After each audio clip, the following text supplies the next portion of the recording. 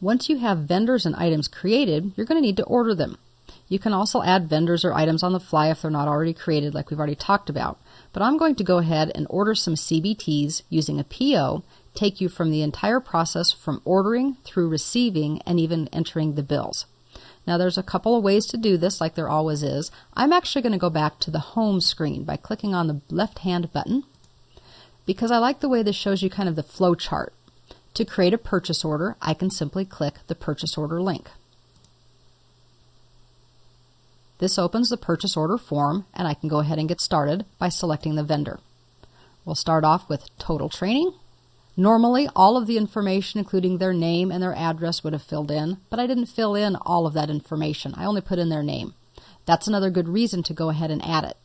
If you don't have information added, you can also do this on the fly as well. I'll click after total training, and I'll type in an address.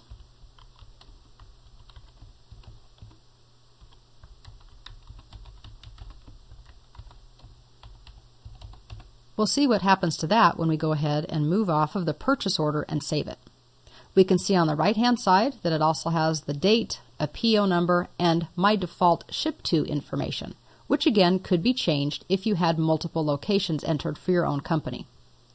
Now let's get down to the nitty-gritty. I need to order some CBTs, so I'm going to come down to the item drop-down, choose my CBT that I have.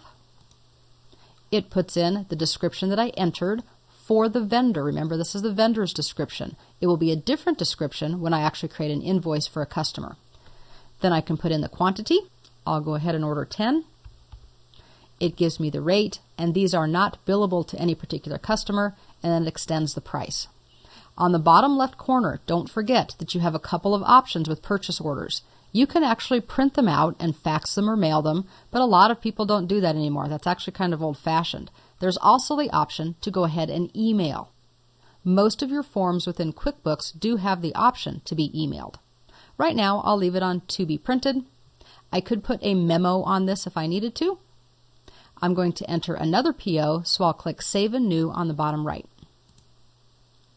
What you notice is that it brings up a little box that says, wait a second, you've changed the address for total training. Would you like to have this information appear next time? If this was a one-time change, then I would say no. But if I want to update the vendor record, I can say yes. And I was able to do that on the fly without having to go back, open up the vendor record, close it down, and come back into the purchase order. Most of the forms in QuickBooks work this way, and it really is nice. It saves a lot of time and allows you to have flexibility, especially if you're missing any information. The next thing I get, of course, is my spell check. It still doesn't like CBT. So I'm going to add that to my dictionary, as well as DVD, because I don't want to see those come up all the time. There we go, and now we are to a blank PO. On the right-hand side, you'll notice that this is PO number 2, so it's going to incrementally increase the numbers of things like POs and invoices for me. Now I'll select USERT. Again, not all of the information is filled in because I didn't fill it in, but we'll leave it that way for now. And this is where we actually get our vouchers. What this is telling me is that this particular item is currently associated with an income account. Do I want to continue? Because this is something that I sell. I'm going to say yes that I do. And I'm going to put in that they're going to have 5 of them. And ultimately what I will do is come over and I will bill those to a customer. The reason I'm seeing that charge is because I put it in as a non-inventory item. So I need to order it for somebody. We just haven't gotten quite to that point yet. So go ahead and work with me on that. We have 5 of them at $85. We're all finished. Now we can do save and close. Entering POs to order stuff is really easy. The next step, of course, would be to actually receive the inventory. We could click or we can use the drop down because there's 2 options.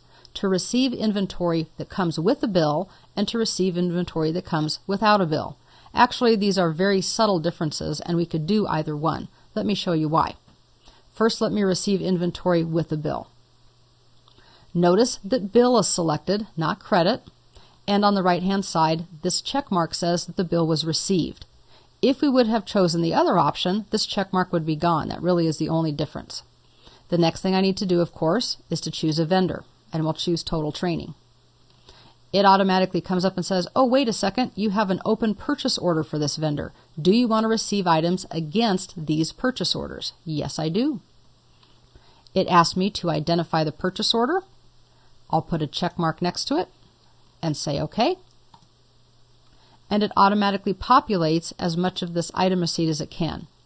The items are from Total Training. It has the date. I could put in a reference number if I wanted to.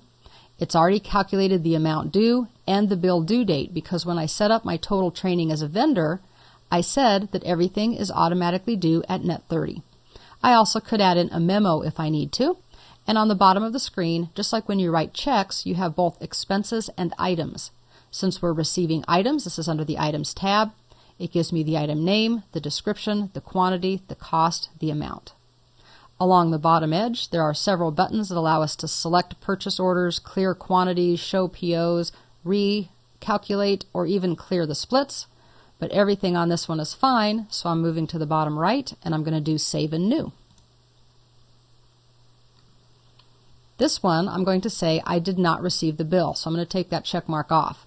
Notice what it does. It simply changes it with a little stamp that says Item Receipt Only, and then in the memo it says Bill to Follow. I love this. This is easy. I really haven't had to type anything. I've just been doing a few clicks. This is going to be from UCERT, who also has an open purchase order, which I also can apply it against.